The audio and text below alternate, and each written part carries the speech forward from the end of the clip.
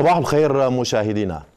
جولة جديدة لحديث الصحافة وأبرز ما فيها لهذا الصباح، بداية عن حصيلة الأسبوع الأول لعام 2018 وما تشهده المنطقة من تجديد في إعادة لخلط الأوراق أو تباشير ومقدمات الاستراتيجية الأمريكية الترامبية فيها عبر تفجير الأوراق الجيوعسكرية لإثبات الحضور السياسي.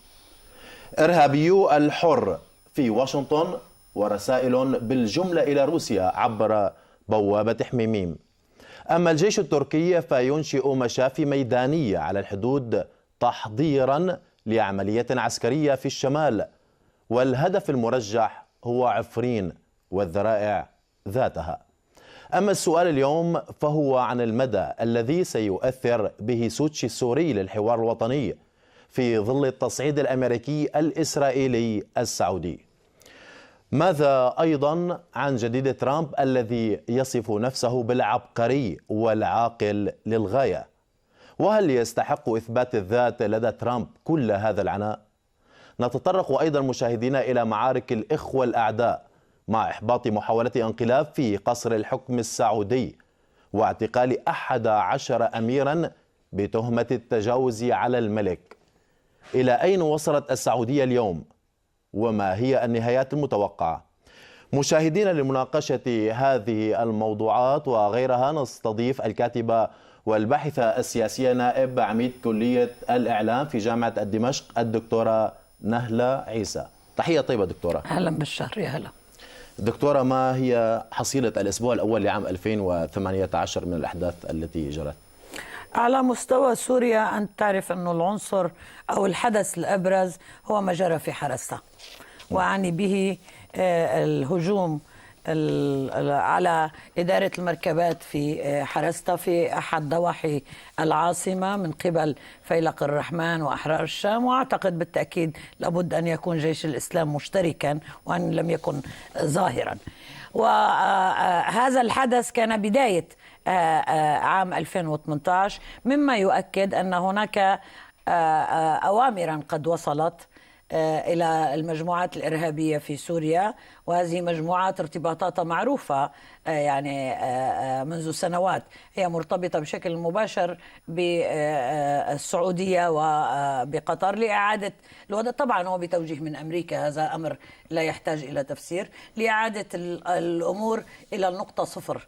لا تنسى أن هذه المنطقة كانت يعني ضمن ما يسمى اتفاق التهدئة، ومن ثم يعني إعادة إشعال الجبهات في هذه المنطقة يعني انقلاب أمريكي على الاتفاقات مع روسيا، وهي يعني هذا الانقلاب ما زال مستمرا حتى الآن. جيشنا ما يزال حتى الآن يعني في عملية عسكرية واسعة في المنطقة بغرض فك الحصار عن إدارة المركبات، لكن هذا المشهد كان مشهدا مؤسسا لما يمكن أن نتصوره فيما يتعلق بمجريات الأحداث في منطقتنا. يعني نستطيع أن نقول أن ما جرى في الغوطة الشرقية هو يرتبط برغبة إسرائيل في الانتقام لما خسرته مع عملائها في الريف الجنوبي الغربي لدمشق. ليس فقط رغبة إسرائيل وليس انتقاما، هناك مخطط يا بشار. ليس هناك رغبة أمريكية حتى الآن في إنهاء الحرب على سوريا. يعني رغم كل ما توهم البعض في الشهور الماضية أن هناك اتفاقا روسيا أمريكيا من أجل إنهاء الحرب، أنا على مدار الشهور الماضية وفي لقاءات متعددة على مستوى يعني في الإعلام السوري وفي الإعلام العربي قلت لا أظن أن ذلك صحيحا، لأنه ما يحدث على أرضنا هو الحلم الأمريكي الصهيوني، وبالتالي لا مصلحة لأمريكا على الإطلاق في إنهاء هذا الحلم. من مصلحة أمريكا استمرار استنزافنا عبر يعني استمرار إيقاد الحرب، كلما قاربت على خواتيمها كلما أعادت فتح الجبهات في نقاط مختلفة، وبالتالي أمريكا ليس لها مصلحة على الإطلاق، سواء كان ذلك انتقاما أو كان سيرا طبيعيا للمخطط الموضوع في إيقاف هذه الحرب.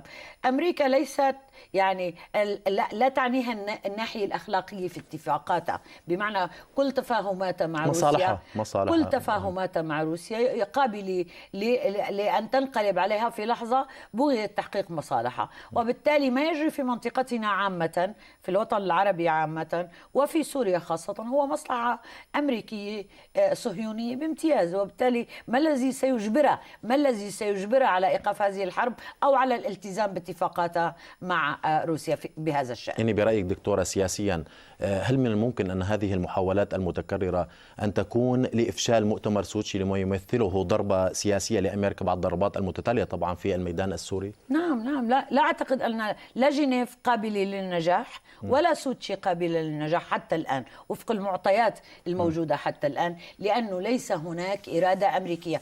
يا بشار، لا نستطيع استبعاد أمريكا إطلاقا يعني أو الإرادة الأمريكية مما يجري في سوريا. لا يمكن للحرب على سوريا أن تقف أو أن تصل إلى خواتيمها ما لم يكون هناك تفاهما حقيقيا أو إرادة أمريكية حقيقية في إيقاف هذه الحرب. أمريكا لديها يعني حلفاء في المنطقة ولديها عملاء ومرتزقة على الأرض السورية، وبالتالي لا يمكن لهذه الحرب أن تقف ما لم توجه الأوامر الأمريكية إلى الحلفاء وإلى العملاء بالتوقف، وهذا لم يجري حتى الآن. ولا أشعر أن هناك معطيات على الساحة الوطنية أو الإقليمية تشي بأن هذا الأمر قد يصدر قريبا، لأنه كما أشرنا هذه مصلحة أمريكية صهيونية.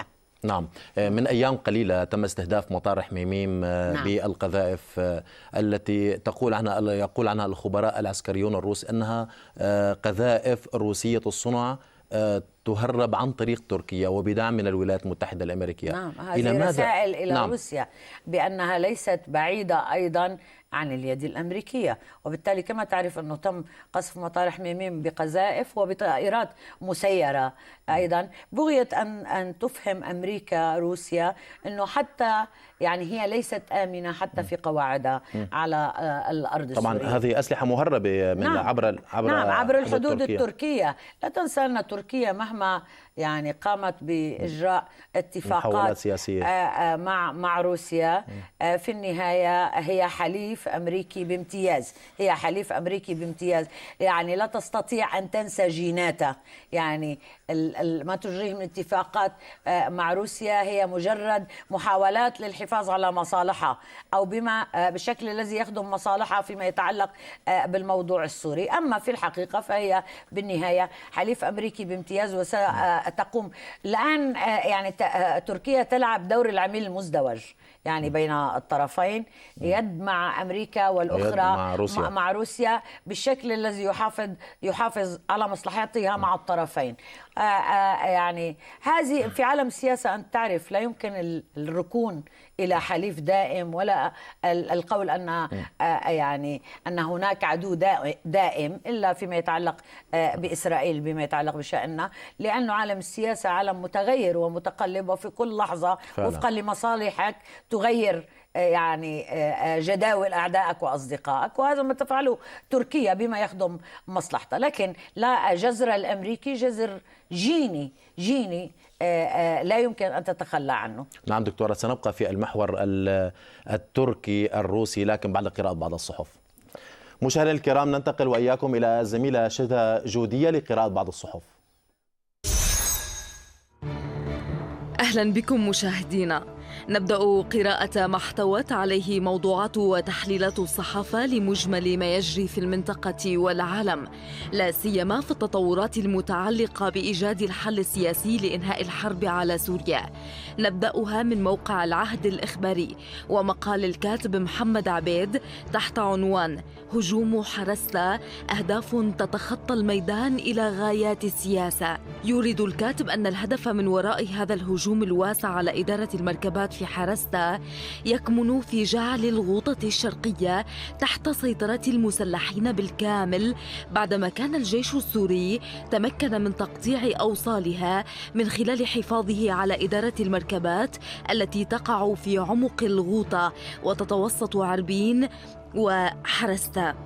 وينقل الكاتب عبيد عن مصادر عسكرية تأكيدها بأن ما جرى في الغوطة الشرقية يرتبط إلى حد بعيد برغبة إسرائيل في الانتقام من خسارة عملائها في الريف الجنوبي الغربي لدمشق، مضافا إليها رغبة الدول الداعمة للإرهاب بإفشال مؤتمر سوتشي لما يمثله هذا المؤتمر من ضربة سياسية لأمريكا بعد الضربات المتتالية في الميدان.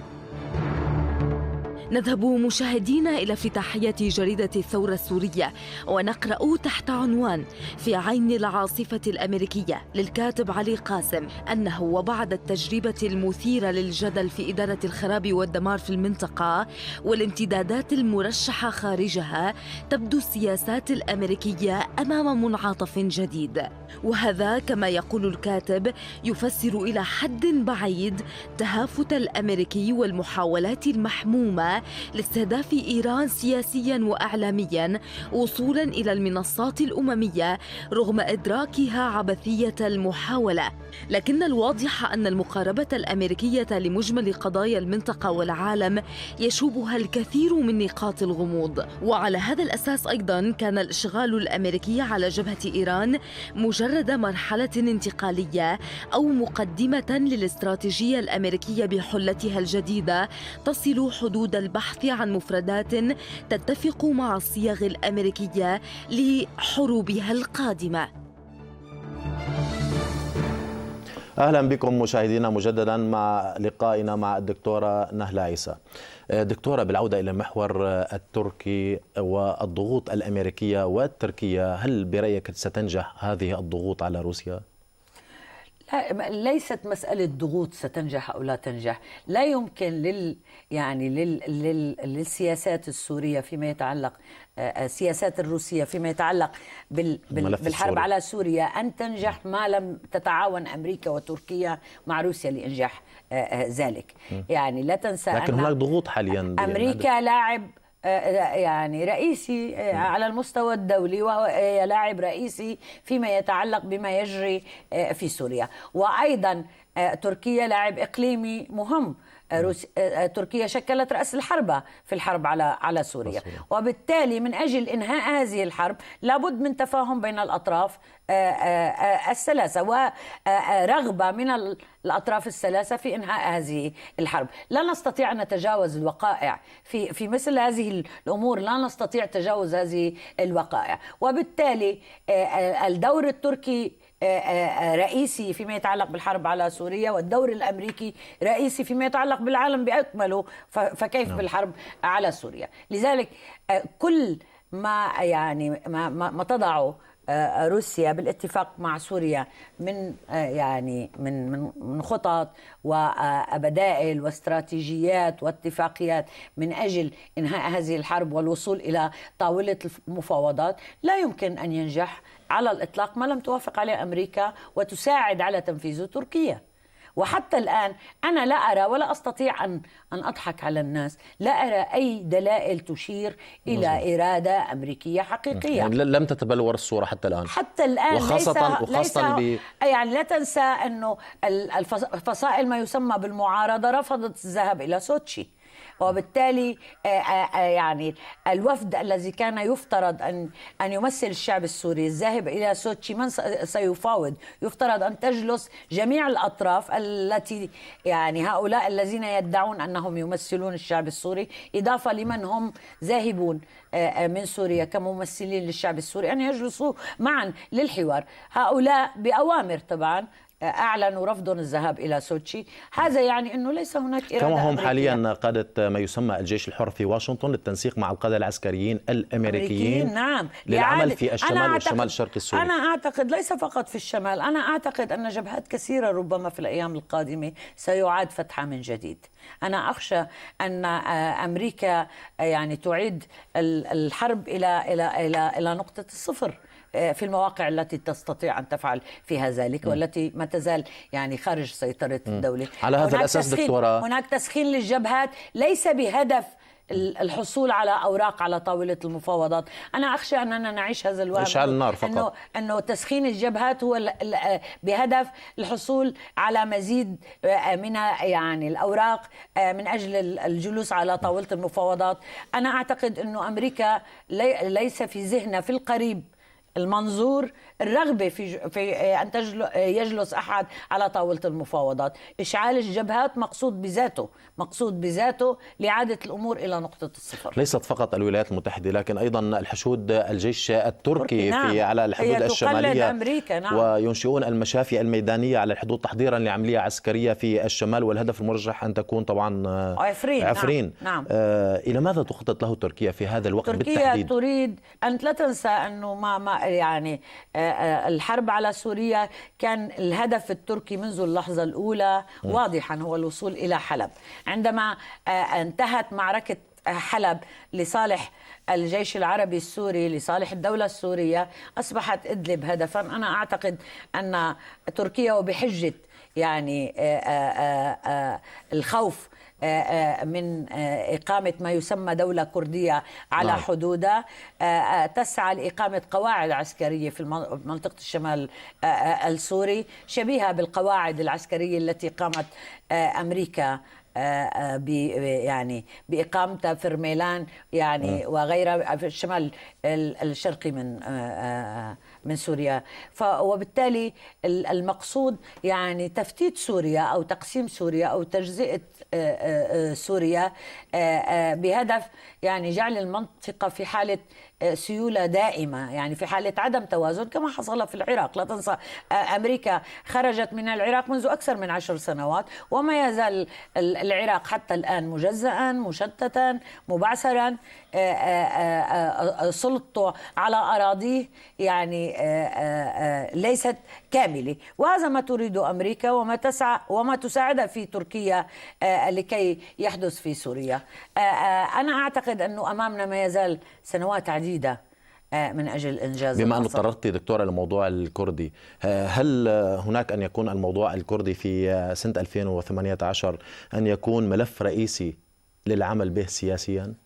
أعتقد هو ملف رئيسي شئنا أم أبينا، لأنه الأكراد بعض طبعا الأكراد السوريين وضعوا نفسهم في خدمة المخطط الأمريكي بغية يعني تحقيق مخطط أو حلم كما يدعون. لكن أمريكا لا يمكن أن تلتزم باتفاق. أنا يعني لا أفهم كيف لم يستطع أكراد سوريا أن يفهموا أنه يعني من التجربة العراقية نعم أنه أمريكا لا يمكن أن يعني في النهاية أن توافق على إنشاء دولة كردية في المنطقة. هي تستخدم الأكراد كأوراق للعب بما يخدم أجندتها وبما يخدم مصالحها بالوقت والزمان الذي تشاء. وبالتالي أعتقد أن الملف الكردي سيبقى لسنوات طويلة ملف متفجر بالمنطقة بأكملها، في العراق في سوريا في تركيا. هي حتى تشاغب تركيا، أمريكا تشاغب تركيا بالملف الكردي، تخضع تركيا إذا حاولت تركيا التمرد أحيانا على السياسات الأمريكية، تخضع تركيا بالملف الكردي، لأنه الأرق الأكبر للأتراك هو الملف الكردي. نعم دكتورة، الانفصاليون الأكراد يرفعون تارة الأعلام الأمريكية وتارة أخرى يرفعون الأعلام الروسية. نعم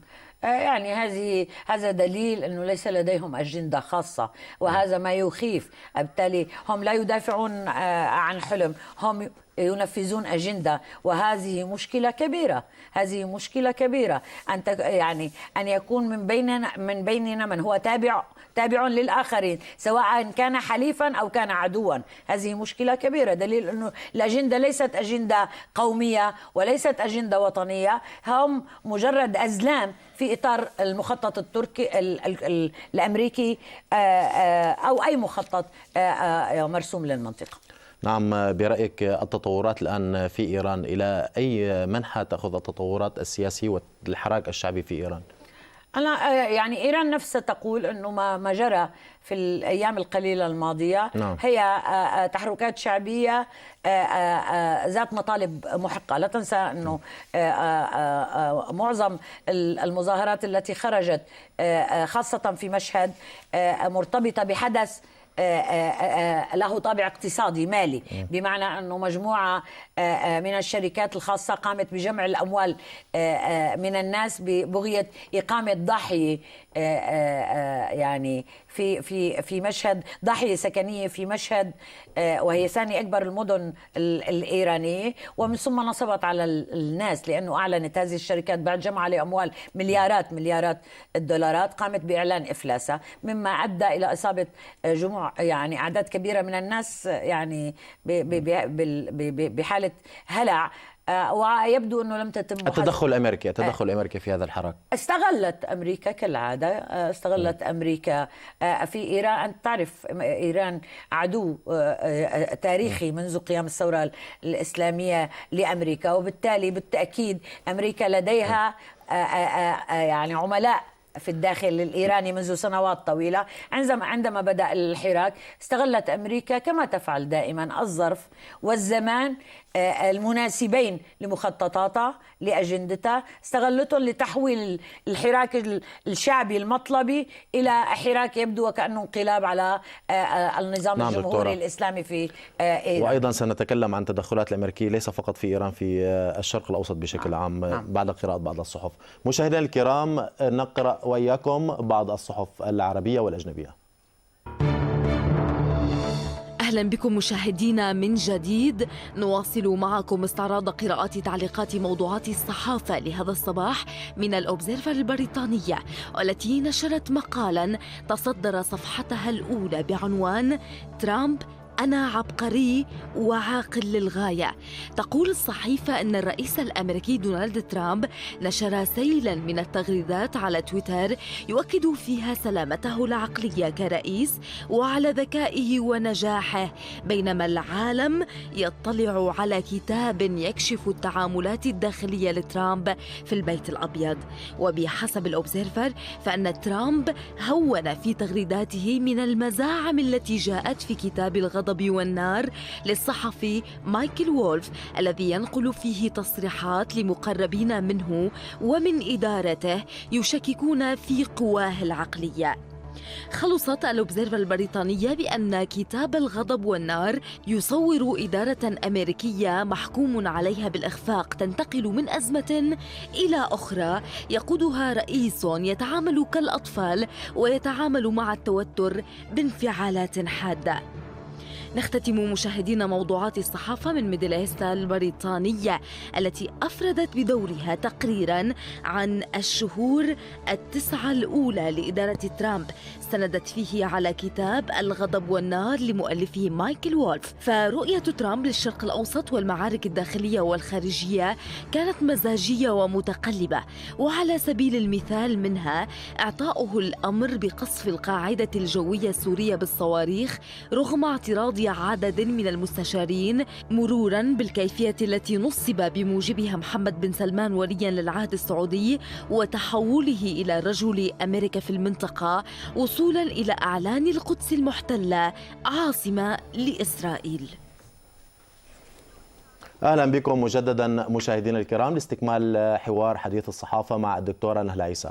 دكتورة، الكاتب الصحفي مايكل وولف في كتابه نار وغضب يذكر أن إدارة ترامب محكوم عليها بالإخفاق وتنتقل من أزمة إلى أخرى، والتي طبعا الولايات المتحدة التي يقودها رئيس دولة عظمى يتعامل كالأطفال بانفعالاته وردات فعله سياسيا وعسكريا أيضا.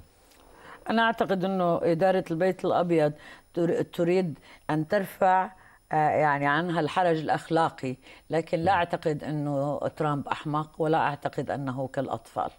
أنا أعتقد أنه ترامب مدروس يعني. نعم، أنا أعتقد هذا تبادل أدوار. أنا أعتقد أنه ترامب فيما يتعلق بالمصلحة الأمريكية كان أعتقد هو الرئيس الأفضل منذ جون كينيدي. يعني ترامب ما الذي يمكن أن يفعله رئيس لبلده أكثر مما فعله ترامب خلال شهور قليلة، بمعنى أنه حقق المصالح الأمريكية لكن تستنبط هذه المعلومات للكاتب مايكل وولف من خلال المقربين من أنا أعرف. ترامب. نعم. الذين يشككون بقواه العقلية. نعم هم يريدون تصديره يعني باعتباره أحمق، وأنه كل ما يفعله يعني خارج عن إرادته لكي يبدو لرفع المسؤولية الأخلاقية عن الإدارة الأمريكية. لكن ترامب يعني يحقق مصالح بلده، حقق مصالحا أمريكية بامتياز، بمعنى أنه لم يأتي رئيس أمريكي منذ سنوات طويلة استطاع أن يعني يجعل المنطقة بأكملها في خدمة الاقتصاد الأمريكي كما فعل ترامب حول السعودية إلى بقرة حلوب بالمعنى الحرفي وليس المجازي للكلمة، ابتز الخليج بأكمله منذ شهور، وحصل على مبالغ غير مسبوقة بالشكل الذي أعاد الاقتصاد الأمريكي إلى عافيته نوعا ما، إضافة إلى أنه يعني جعل المنطقة هشة إلى حدود الدنيا. حتى التماسك الظاهري الذي كان يبدو على مجلس التعاون الخليجي أو التماسك الظاهري الذي كان يبدو على المنطقة العربية أو جامعة الدول العربية قد انهار وظهر إلى العلن. أصبح الخليج عدة خلجان. يعني نستطيع أن نقول أن هذه المسرحية بطلها هو ترامب، وخاصة بعد تغريداته على تويتر الذي يصف نفسه بالعبقري والعاقل للغاية. هل هو عبقري فيما يتعلق بكل ما فعله حتى الآن. أنا النظر إلى ترامب باعتباره أحمق أو يعني التهوين مما يفعل باعتباره أحمق، أنا أعتقد أنه نوع من السذاجة في التحليل. ترامب واعي تماما لما يفعله، وهو يفعل كل ما يخدم المصلحة الأمريكية حتى الآن. وإذا كان ذلك حمق فهو حمق يعني مفيد، مقصود. هو حمق مفيد يعني لننسى أنه مقصودا، وأنا أظن أنه مقصود. إذا كان ذلك هو الحمق فقد صب في خدمة وفي مصلحة الولايات المتحدة الأمريكية. لم يتخذ قرار نقل السفارة الأمريكية إلى القدس حمقا على الإطلاق. هو وجد أن الظرف مناسبا، ليس هناك يعني وقت أفضل من ذلك. المنطقة العربية بأكملها مشتتة مجزأة.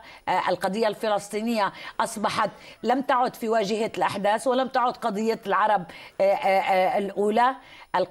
يعني وأكبر دليل أن نيويورك تايمز طبعا تقول أن السيسي كان موافق معه على نقل السفارة الإسرائيلية إلى القدس، الأمريكية إلى القدس. أن إسرائيل نقلت المعارك إلى عواصم الدول العربية، بمعنى أن كل دولة عربية الآن في حالة انشغال في الدفاع عن نفسها، في الدفاع عن نفسها، عن حياتها، عن وجودها، عن كيانها. وبالتالي ليس هناك ظرف مناسب لإعلان القدس عاصمة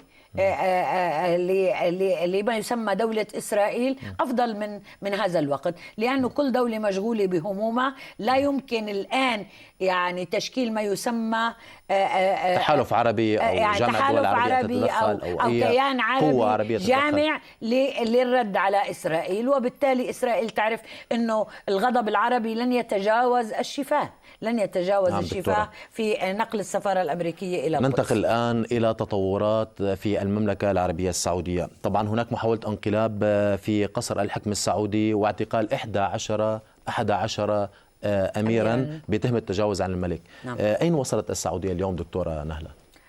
أنا لا أعتقد أنه كان انقلابا. أنا أعتقد أنه المسألة أنت لا تنسى أنه الأمراء حوالي 8000 أمير، وبالتالي هؤلاء كانوا يعيشون بمنطق دار السعادة للمسنين، يعني بمعنى أنهم كانوا يحصلون على من عوائد النفط السعودي على جملة من الامتيازات. يبدو أن محمد بن سلمان بدأ بحجب عن هؤلاء الأمراء.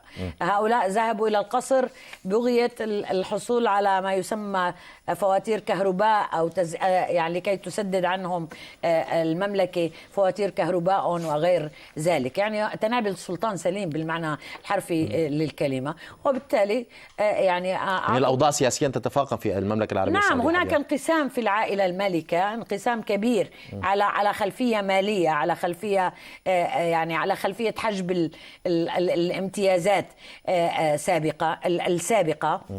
وبالتالي هذا سوف ينعكس يعني بشكل أو بآخر على المملكة عموما، خاصة في إطار حرب المتواصلة على اليمن، والتي استنزفت كثير من يعني الخزانة السعودية. ويعني أعتقد أنه ستقود حرب السعودية على اليمن ستقود السعودية إلى التفكك. نعم، بتشكر حضورك معنا دكتورة الكاتبة والباحثة السياسية الأستاذة نائب عميد كلية الإعلام الدكتورة نهلة عيسى، شكرا جزيلا لك. شكرا لكم. مشاهدينا الكرام، نشكر لكم حسن المتابعة أينما كنتم من برنامج حديث الصحافة. شكرا متابعة، دمتم في رعاية الله.